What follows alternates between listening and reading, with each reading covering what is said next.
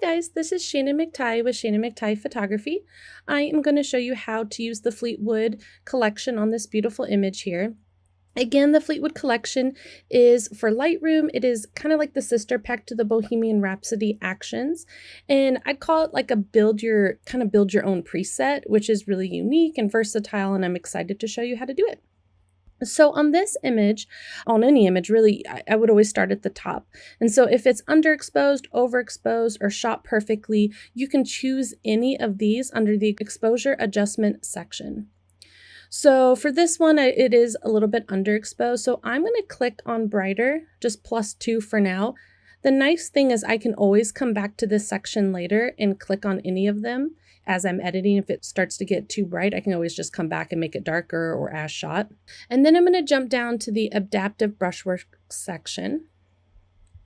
And I'm going to find which one that matches my photo the best.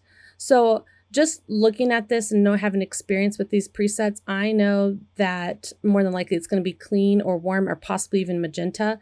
I'm going to do, let's see, I'm going to do light, I think. Let's see what warm looks like. Yeah, I like warm. I just like what it did to their skin. So I'm going to click on subject warm. And then I'm going to drop down to the background, and you have a few different options for the background. You have background boost, which is going to boost your colors, give it a little more bright in the background. And background depth, which is going to drop the depth a little bit, but also it's going to boost your colors. So I'm going to use warm again. And then it's hard to tell. There are a few little clouds in the sky here. I'm just going to hover over my sky enhancements and see what they look like. That's one you can't see much of. This one I know the radiant warmth is going to be very warm. The one I'm going to end up using is going to be stormy gray, which even though the sky isn't stormy, I do love the way this one looks even on regular skies. So it didn't do a ton, but it did pull out a little bit of blue in the clouds in the corner over here, which is perfect for me. I'll enhance that in a little bit, but that looks good. And then I'll drop down here. And then under the clean tone enhancements, we have several here that you can choose from. So when I say build your own, I'm meaning between 34 and 41, you're just going to pick one of these that look best on the image, and you're going to click on it. Then you're going to drop down to the artistic color grading section, and you're going to pick one of these, click on it, and that's going to stack on top of your clean tone enhancement, just to kind of emphasize it or give it another look. So looking at these, I do love the warm look that one does. Let's see, this one is climbed a mountain. We're going to do snow-covered hill. It's taking its time. It's not like going as fast as my cursor is. There we go. So snow-covered hill. I'm going to do that one just because I really love the way the colors enhance there. So I'm going to click on that. And then I am going to drop down to the artistic color grading section. And I know for this one, I want to use Cuz I've. There we go. So now that I've clicked on that, I can always come back up here, and let's say I want to make it even brighter. I can you can hover over any of it to see what it would look like. I can make it darker. I could do it shot as, or I could leave it at my +2, just not click on anything. And you can also change your subject. Let's say you're like, oh, now my subject's too warm. You can come back and go to subject clean, or if it's not bright enough, you could go to subject bright clean. So again, it's whatever fits your photo.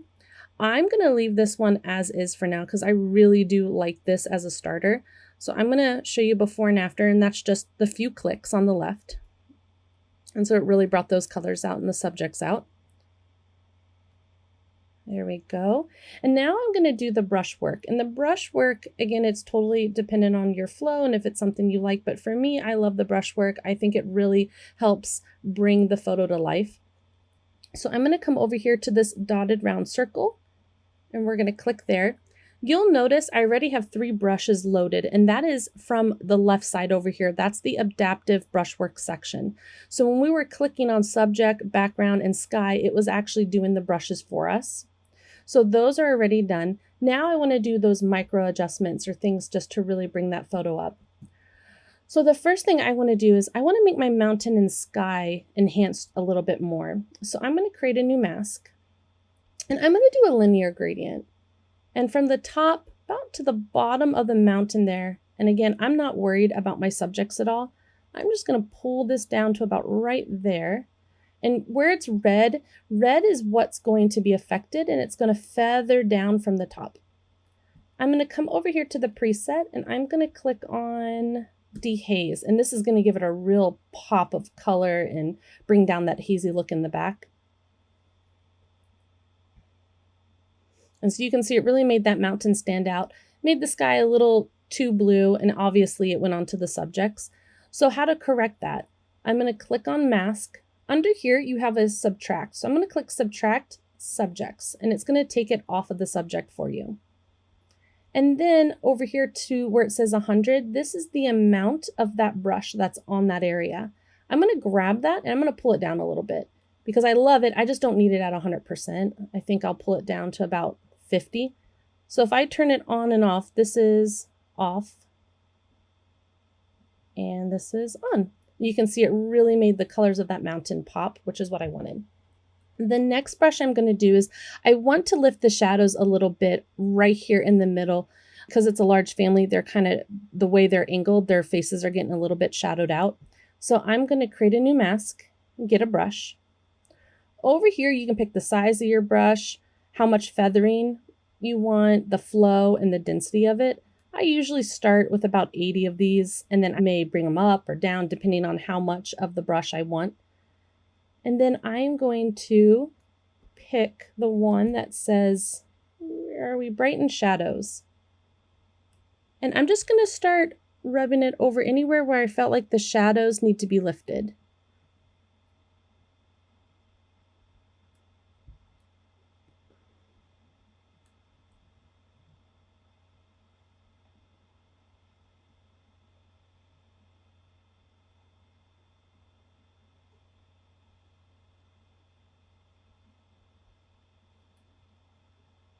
There we go.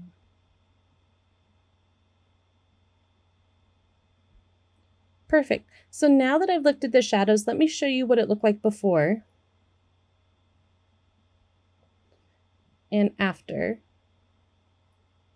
And you can see that it really made your subjects pop. If it's ever too bright at that point, you can always, again, lower the amount of it, which I'll just probably lower it to like 80. But I want it a little bit bright because I want you to be able to see the connection they have. And so now that I've done that, I am going to create a little bit of light to the top left here because that really is where that sunlight was coming from. So I'm going to create a new mask. I'm going to get a radial gradient. I'm going to make a nice big radial gradient about right there. Bring it over to the left some. And then I'm going to pick the one that says soft sunlight.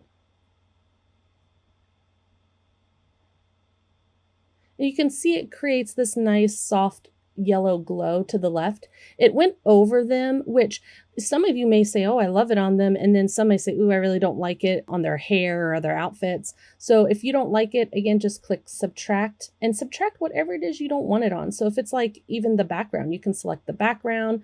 If you don't like it on their shirts, you can go to select people and then select clothes. But I'm just going to select my subjects. I'm erasing it from my subjects. There we go. And so this is before the light, and this is after. There we go. And then if it is ever too bright, again, just lower the opacity of it right here. So you can lower it down a little bit. That way it's nice and warm, but maybe you don't want it that bright. Perfect. So the next thing I'm going to do is I want to just kind of create a little bit of boost of like a shine over them, I guess the best way I can describe it. So I'm going to create a mask. I'm going to get a radial gradient. I'm just going to do a circle right here. I'm not going to go too much further because they have white on, and this is going to make those whites really pop out. I really just want the people in this section, their faces to pop out a little more. And then I'm going to go to custom, and I'm going to go down to where it says white boost. And it's going to give it a little more shiny look to that area. So I like that. It's a little too bright. So if I turn it off, let me show you. Right there. And then if I turn it back on, I do like it a lot. It's just a little too bright. So I'm going to drop this down to about 40. There. And that's perfect to me. Also, the next thing I want to do is I want to sharpen the details of the photo. So I'm going to create a mask. I'm going to select people.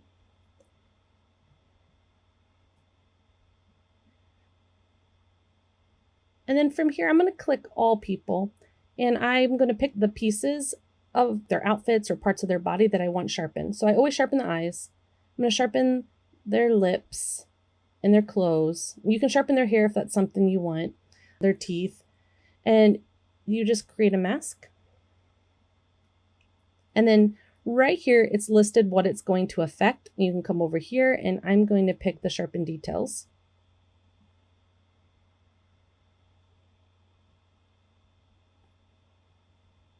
Perfect. And so it is subtle on the video, but face to face, it is a lot sharper. That way, when they print it, you know, the details are nice and sharp. And then the next thing I want to do is I just want that grass and background to stand out just a little bit more. So I'm going to create a brush. Get a nice big brush. And I don't care if I go over my subjects at all because I can erase it, but I'm just kind of going over the grass a little. It always takes a second for Lightroom to catch up with my brushing, but anything red is what is going to be affected. So right there. And again, mine is red because right here, I have chosen to show my overlay and I've chosen the color red, but you can come here and pick any color if you have a different preference. And you don't even have to do the show overlay. I like to know where I'm brushing on right now. It just helps me have a better idea of where I'm placing these brushes. But now that I can see what is being selected, I'm going to come over here and I'm going to go to contrast boost.